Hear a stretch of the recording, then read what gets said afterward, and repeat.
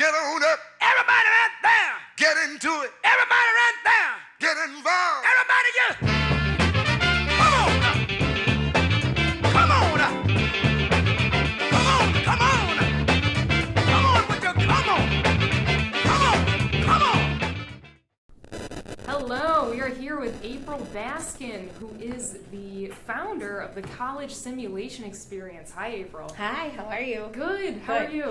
Good, thanks for having me. Thanks for being on the show. That was great. Thank you. I just want to ask you some quick questions about the simulation experience. So what do you see, first off, maybe what is it?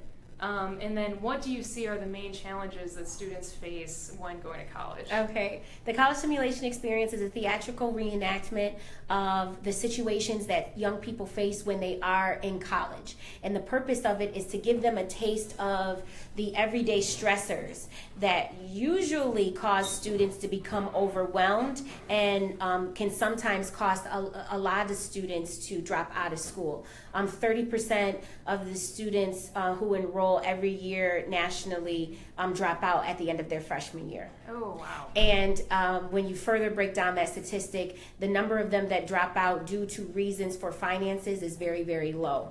And what's disheartening for me is that it's young people who have free tuition waivers and say yes scholarships who are coming out of poverty, and their degree can be an opportunity out of poverty, but because they don't have the social emotional skills to navigate through school, they end up forfeiting that opportunity. So addressing financial aid is just a portion of helping our young people actually receive their college degrees. So when students participate in the College Simulation Experience, they are given a false identity, and they have 4 rounds to complete a list of tasks that are associated with higher education. Everything from doing laundry to registering a car at the DMV, and then getting that car insured, and then putting gas in that car, down to filling out financial aid forms, then choosing between getting a loan or a scholarship, then if they chose the loan, choosing if they want a subsidized or unsubsidized loan.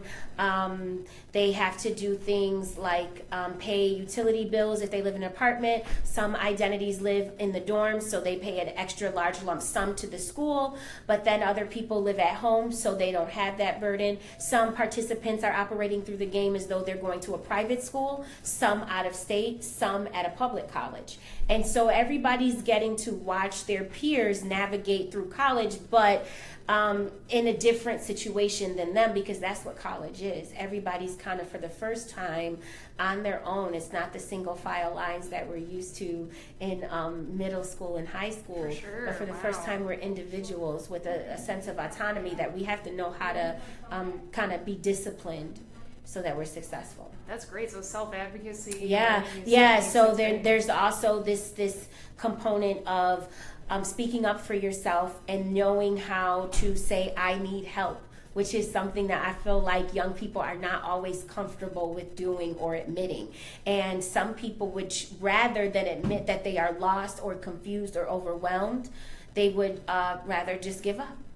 And that, again, when you are coming out of a situation of poverty and then you return back home to what? Working what kind of job? Living what kind of lifestyle? Surviving. Right. That's becomes the priority every single day, Right.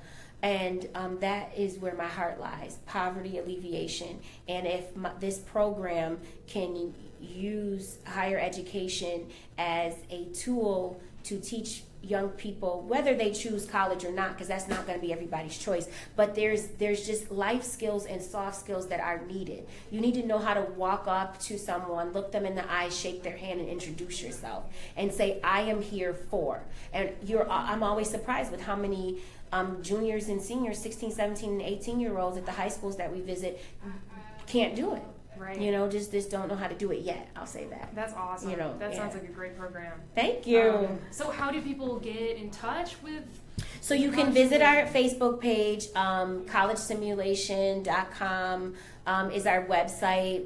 We you just reach out to us via social media, and we will get back to you. You can register for a simulation. You can pick out our different workshops, because we also, the 3-hour simulation is sometimes a kind of a big thing to bring to organizations, but we do have smaller versions of it. We have spin-off workshops that take a certain topic like financial management, sexual assault on college campuses, choices, decisions, and consequences when it comes to joining a Greek fraternity or a club, racial injustice on college campuses, racial profiling on college campuses. What are the statistics?